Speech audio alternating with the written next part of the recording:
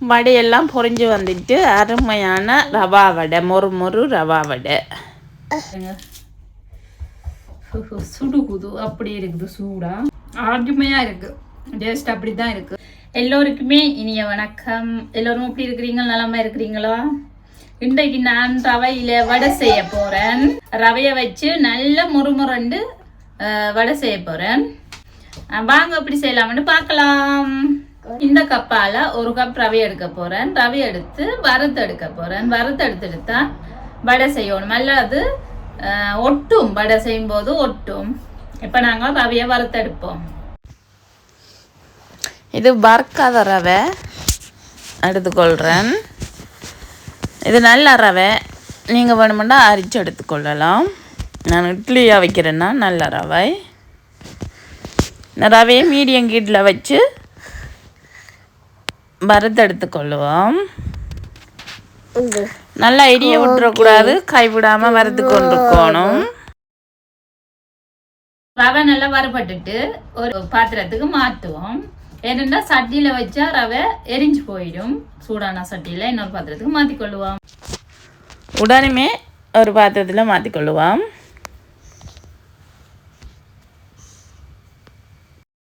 வெங்காயமும் பச்சை மிளகாயும் கட் பண்ணி வச்சிருக்கிறேன். அதோட கறிவேப்பிலையும் கட் பண்ணி வச்சுக்கிறேன். குட்டி குட்டியாக கட் பண்ணி வச்சுக்கிறேன் கறிவேப்பிலை. இதை வதக்கி எடுத்துக்கொள்ளுவோம். ஒரு 2 டேபிள் ஸ்பூன் எண்ணெய் விட்டுக்கொள்ளுவோம். எண்ணெய் விட்டு வெங்காயத்தையும் பச்சை மிளகாயையும் சேர்த்துக்கொள்கிறேன்.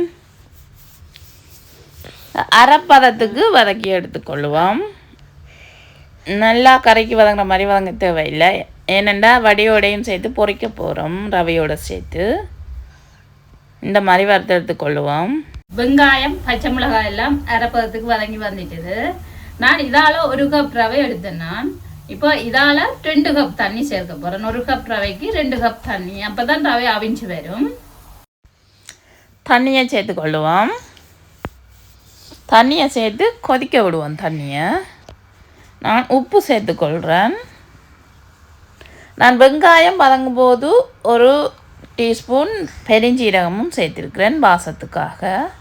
இப்போ நான் ரவையை போட்டு இந்த மாதிரி அகப்பையோட பின்பக்கத்தால் கிண்டி எடுப்போம், கட்டிப்படாமல் இந்த மாதிரி கிண்டி எடுப்போம். பாருங்க, 1 கப் ரவைக்கு 2 கப் தண்ணி சரியாக இருக்குது. இந்த மாதிரி நல்லா கிண்டி எடுத்துக்கொள்ளுவோம். இனி அகப்பெண்ணை முன்பக்கத்தால் நல்லா பிரட்டி கிண்டி எடுத்துக்கொள்ளுவோம். பாருங்க, நல்லா உருண்டு வந்துட்டு ரவையெல்லாம் கிண்டி எடுத்துட்டேன். பாருங்க, கையில் ஒட்டவே இல்லை. இது கொஞ்சம் ஆறட்டுக்கும், சுடுகுது. இப்போ தானே கிண்டி எடுத்து கொஞ்சம் ஆற விட்டு வடை பிடிச்சி எடுத்துக்கொள்ளுவோம். அகலமான ஒரு பிளேட்டில் போட்டு குழச்சி எடுத்துக்கொள்ளுவோம். இந்த மாதிரி சுடுக்குது. நான் கையை தண்ணியில் நனைச்சிட்டு குழச்சி எடுத்துக்கொள்கிறேன். கொஞ்சம் மாற விட்டும் குழச்சி எடுத்துக்கொள்ளலாம். நான் தண்ணியில் கையை நனைச்சி தான் குழைக்கிறேன். இப்படி குழைக்கும் போது கொஞ்சம் கட்டிகள் இருந்தால் எல்லாம் சேர்ந்து குழப்பட்டும்.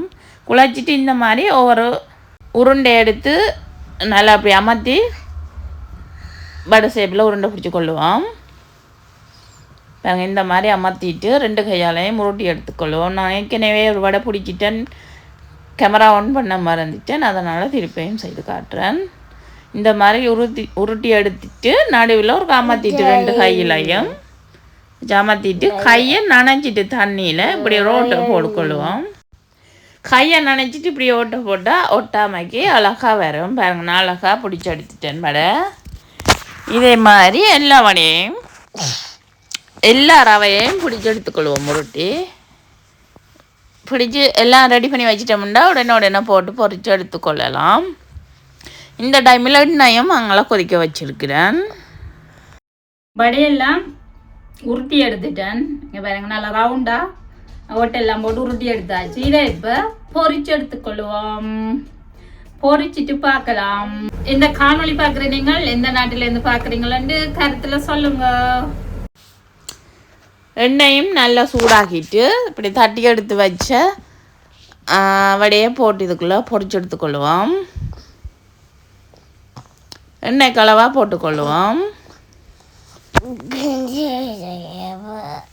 போட்டுட்டு நாங்கள் எதுவுமே கிண்டக்கூடாது, கரண்டியில் வச்சு கிளறக்கூடாது. அது கொஞ்சம் கலர் மாதிரி வரட்டும் வடை. இந்த மாதிரி கலர் மாதிரி இன்னுமே கொஞ்சம் ப்ரௌன் கலருக்கு வரட்டுக்கும், கோல்டன் ப்ரௌன் கலருக்கு வர பிரட்டி விடுவோம். பாருங்க, உடையவும் இல்லை, அழகாக வருது. எண்ணெயை நல்லா கொதித்த பிறகு தான் போடணும், இல்லாட்டிக்கு எல்லாமே உடைஞ்சிடும். பாருங்க, அழகாக வடை பொறிஞ்சு வருது, பார்க்க அப்படி இருக்குது. இன்னும் கொஞ்சம் கலர் மாதிரி வரட்டுக்கும். இந்த மாதிரி வேற நாங்கள் எடுத்துக்கொள்ளலாம். பாருங்க, நல்லா அழகாக ரவா வடை ரெடி ஆக்கிட்டு பார்க்கவே அப்படி இருக்குது, அருமையாக இருக்குது, முரண்டு இருக்கும். தட்டி வச்ச எல்லா வடையும் சுட்டு எடுத்துட்டு பார்க்கலாம். நம்மளோட ரவை வடை ரெடி ஆகிட்டு சுட்டு முடிஞ்சது. டேஸ்ட் நல்லாவே இருந்துச்சு. வாங்க சாப்பிட்டு பார்க்கலாம். சாப்பிட்டு பார்த்துட்டேன் ஏற்கனவே. மற்றது எண்ணெயை நல்லா கொதிக்க விட்டு தான் இந்த வடையை போடணும். நல்லா எண்ணெய் கொதிக்கணும், அப்போ தான் நல்லா இருக்கு. நல்லா இருக்குமென்னா உடையாது வடை. நல்லா கொதிக்க விட்டு போட்டால் தான் வடை உடையாது, இல்லைன்னா உடைஞ்சி போடும். இங்கே பாருங்க, சுடுகுது அப்படி இருக்குது சூடா.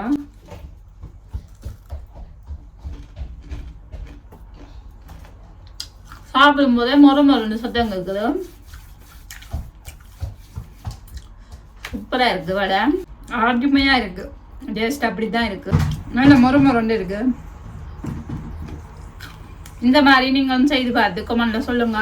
இந்த காணொளி பிடிச்சிருந்தா லைக் பண்ணுங்க, ஷேர் பண்ணுங்க, சப்ஸ்கிரைப் பண்ணுங்க. எனக்கு இந்த காணொளிகள் பார்த்து சப்ஸ்கிரைப் பண்ணி சப்போர்ட் பண்ணுற எல்லோருக்குமே மிக்க நன்றிகள். இன்னும் ஒரு அழகான காணொளியில பார்க்கலாம். பாய். சுறாக்குட்டி எல்லாருக்கும் பாய் சொல்ல போறா. சுறாக்குட்டி பாய் சொல்லுங்க.